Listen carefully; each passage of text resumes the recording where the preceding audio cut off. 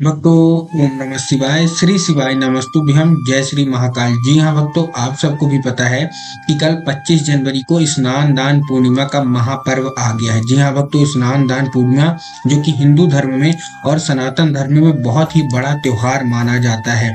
तो अगर आपकी कोई ऐसी मनोकामना है जो कि वर्षों पुरानी पूरी नहीं हो रही है, तो वो कैसे पूरी हो, आज की इस वीडियो के माध्यम से हम आपको बताने वाले हैं। क्या करना है, कैसे करना है, पूरा आपको बताऊंगा।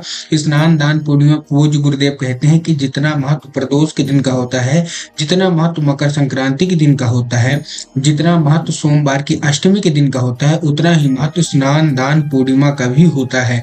तो अगर आपके जीवन में कोई भी ऐसी मनोकामना है, बड़ी से बड़ी मनोकामना है, चाहे वो धन प्राप्ति से हो, चाहे बीमारी से हो, चाहे कर्जा से हो, चाहे कोई ऐसी मनोकामना जो कि वर्षों पुरानी है लेकिन आज तक पूरी नहीं हुई, तो पूज्य गुरुदेव के कहने पे आपके लिए उपाय लेके आया हूँ। 100% इस उपाय को करिएगा, आपकी 100% मनोकामना पूरी होगी ही होगी, उसको कोई नहीं रोक सकता, क्योंकि महादेव की कृपा आपके ऊपर होने वाली है। बहुत अच्छे अच्छे उपाय है। 2023 में जितनी भी स्नान दान पूर्णिमा आई थी, गुरुदेव के बताए हुए उपाय बहुत सारे लोगों ने किए। और आपकी भी पता है कि गुरुदेव की कथा में पत्र खोले जाते हैं, तो पत्र के द्वारा बहुत सारे लोगों ने धन्यवाद भी दिया गुरुदेव को कि गुरुदेव आपके हुए बताए गए उपाय हमने किए और हमको हमारी सारी की सारी मनोकामना हमारी महादेव ने पूरी कर दी। तो अगर आप भी, जितने लोग मेरी आवाज सुन रहे हैं, आप भी चाहते हैं कि आपकी भी मनोकामना महादेव पूरी करे, तो कौन सा उपाय करना है अब मैं आपको बताने वाला हूँ। तो चलिए चलते हैं उपाय की ओर। 3 से 4 मैं आज आपको उपाय बताने वाला हूँ, तो ध्यान से सारे के सारे उपाय सुनिएगा। लेकिन उससे पहले चैनल पे पहली बार आए हैं और आवाज मेरी पहली बार सुन रहे हैं, तो वीडियो को कर दें लाइक और चैनल को कर लें सब्सक्राइब, ताकि पूजनीय पंडित प्रदीप जी मिश्रा के रोज नए नए उपाय जो कि मैं उनकी कथा से सुनता हूँ, श्रवण करता हूँ, सबसे पहले आप तक पहुंचा सकूं। तो देखिए, जो हमारा पहला उपाय है वो दिए का उपाय है। क्यों? देखिए, सबसे पहले तो पूज्य गुरुदेव कहते हैं कि अगर आपके घर में आपके पूर्वज, मतलब आपके जो पितृ हैं, वो आपसे खुश हो जाते हैं, तो 100% आपके घर में कभी भी किसी चीज की कमी नहीं होगी। क्योंकि जिस घर के पितृ खुश रहते हैं उस घर में कभी धन संपदा की दिक्कत नहीं आती, उस घर में कभी भी गंदी नजर, बुरी नजर का प्रवेश कभी नहीं होता, दरिद्रता का प्रवेश कभी नहीं होता। इसीलिए आपको अपने पितरों को अवश्य रूप से खुश करना है। अब करेंगे कैसे? केवल और केवल एक दिया मिट्टी का होना चाहिए, घी का होना चाहिए, गोल बाती का होना चाहिए। देखिए, पूज्य गुरुदेव कहते हैं, बहुत सारे लोग गलती क्या करते हैं कि उपाय तो पूरा सुनते नहीं है, तो उपाय पूरा सुना करिए। सबसे पहले पूज्य गुरुदेव भी बोलते हैं और हम भी अपने चैनल के माध्यम से आपको ये बताना चाहते हैं कि उपाय पूरा सुना करिए। 7 से 8 मिनट हमारी वीडियो होने वाली है, तो बस उपाय पूरा सुन लेंगे तो आपको बहुत अच्छे समझ में आ जाएगा। पूज्य गुरुदेव कहते हैं कि इस उपाय में बहुत सारे लोग गलती क्या करते हैं, जो आधा अधूरा उपाय सुनते हैं, वो आटे का दीपक ले लेते हैं, चौमुखी दीपक ले लेते हैं, तेल डाल देते हैं, लंबी बाती, इसीलिए उनको फल नहीं मिलता। आपको क्या करना है, आपको मिट्टी का दीपक लेना है, जिसमें से गोल बाती होनी चाहिए और घी होना चाहिए। इस चीज का आपको ध्यान रखना है। सबसे अच्छी बात इस उपाय की ये है कि इसको घर का कोई भी व्यक्ति, मतलब महिला हो पुरुष हो, कोई भी कर सकता है। क्यों? क्योंकि आप अपने पितरों को खुश कर रहे हैं। आपको क्या करना है, एक दिया आपको लगाना है। कहाँ? आपको कोई भी जलाशय शाम के वक्त प्रदोष काल में आपको अर्पित करना है। अब देखिए, प्रदोष काल किसको बोलते हैं? जिन लोगों को पता है प्रदोष काल, उनका तो बहुत अच्छा है, लेकिन जिन लोगों को यही नहीं पता कि प्रदोष काल कब होता है, तो मैं उनको बताना चाहूंगा कि प्रदोष काल का मतलब क्या होता है। जब शाम ढल रही हो, रात आने वाली हो, उसी को बोलते हैं हम लोग प्रदोष काल। अब आपको प्रदोष काल में करना क्या है, लगभग 6 से 7 बजे के लगभग होता है प्रदोष काल। प्रदोष काल में आपको क्या करना है, एक दिया लेके पहुंच जाना है कोई भी जलाशय में। जलाशय का मतलब आप समझते हैं, कोई भी नदी, कुआं, कुंड, तालाब, कहीं भी आप लोग पहुंच जाइए और एक दिया अपने पितरों को याद करके, अपने पितरों को सुमिर के आपको क्या करना है, आपको जलाशय में आपको अर्पित कर देना है और अपनी मनोकामना मांगनी है। पूज्य गुरुदेव कहते हैं कि स्नान दान पूर्णिमा का सबसे बड़ा उपाय है। जो कोई भी व्यक्ति ये उपाय करता है, उसकी मनोकामना बाबा भोलेनाथ अवश्य रूप से पूरी करते ही करते हैं। ये था हमारा पहला उपाय। दूसरा उपाय आपको भी पता है, जैसा कि ये त्योहार का नाम क्या है, स्नान दान पूर्णिमा, मतलब स्नान का बहुत ज्यादा इसमें फल है।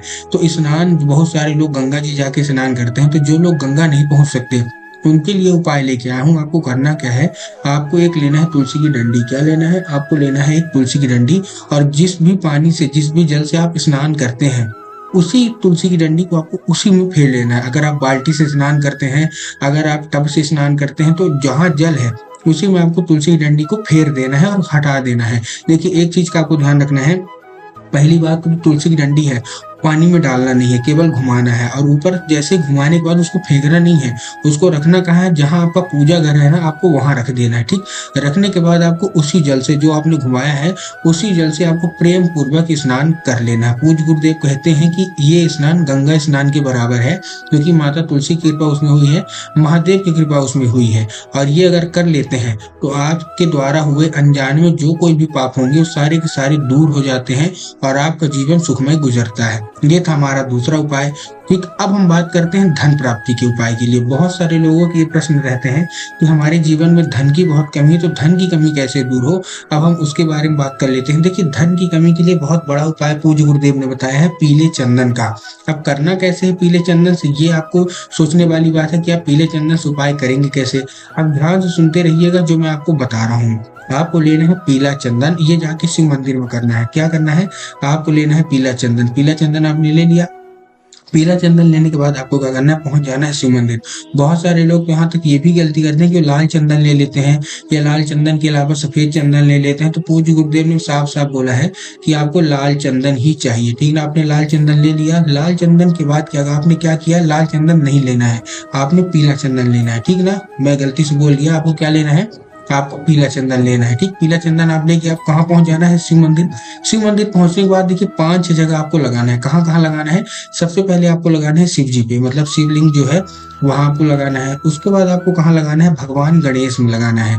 अब देखिए, जिन लोगों को पता है कि भगवान गणेश की जगह शिवलिंग पे कहाँ होती है, उन लोगों का तो ठीक है, लेकिन जिन लोगों को यही नहीं पता कि भगवान गणेश की जगह कहाँ होती है शिवलिंग में, तो हम आपको बताना चाहेंगे, जलाधारी के बाएं हाथ में, मतलब जो जलाधारी है ना, उसके लेफ्ट साइड में भगवान गणेश की जगह रहती है और राइट साइड में माता अशोक सुंदरी की जगह रहती है। तो आपने पहला कहाँ लगाया, जैसे कोई पदार्थ आप चढ़ाते हैं शिवलिंग पे, तो शिवलिंग से होते हुए जब जलाधारी पे आएगा तो लेफ्ट साइड में भगवान गणेश की जगह और राइट साइड में माता अशोक सुंदरी की जगह। तो आपको पहले कहाँ लगाया, आपने शिव जी पे अर्पित किया, मतलब जो चंदन है लगाया। उसके बाद आपको भगवान गणेश में अर्पित करना है, और भगवान गणेश को जब आप अर्पित करेंगे तब आपको अपनी बुद्धि विवेक के लिए मनोकामना मांगना है। ठीक, क्योंकि आपको भी पता है बुद्धि विवेक के देवता है। फिर अगर आपकी शादी नहीं हो रही, तो जब तीसरी बार आप चंदन लगाएंगे माता अशोक सुंदरी की जगह में, जलाधारी के राइट साइड में, तो आपको क्या करना है, माता अशोक सुंदरी की, अगर आपका विवाह नहीं हो रहा, आपकी उम्र बढ़ रही है, तो आपको माता अशोक सुंदरी से विवाह का योग मांगना है। ठीक, उसके बाद आपको कहा, जलाधारी में आपको लगाना है। जलाधारी आपको भी पता है, और पूज्य गुरुदेव कहते हैं कि जलाधारी में स्वयं माता पार्वती का वास होता है।